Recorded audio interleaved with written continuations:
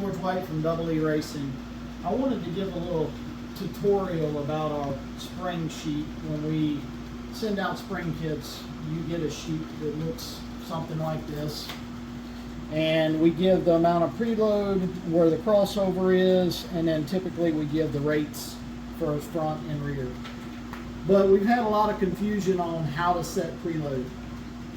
What we set preload typically a little bit different than most companies out there, and the reason is because when you start dealing with spring stacks, they can actually be different lengths. So if you set preload from a specific number from top down, if your spring stack is different, then now you've got a different rate in it or a different amount of preload. So I like to do it accurate, and the accurate way to do it, if you look at our sheet, it tells you free spring length.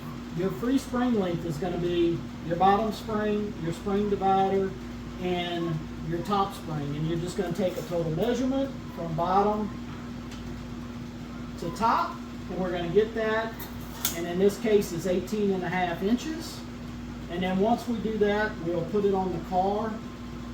This one I've got spec'd out at 1 inch of preload. We will make the spring stack now 17.5.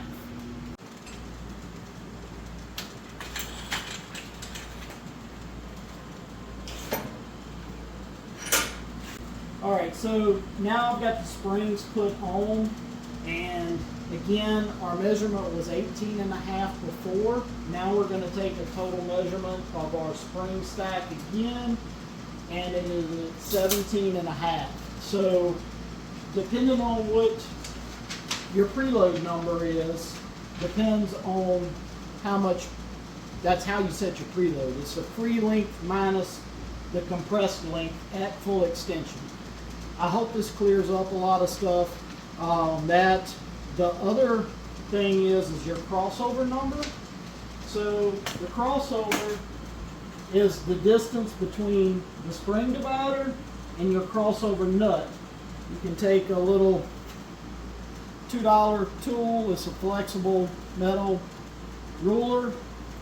You can slide in here and set it on there, and then measure down and set your crossover height. And again, I hope this clears up a lot of answers and helps a lot of people.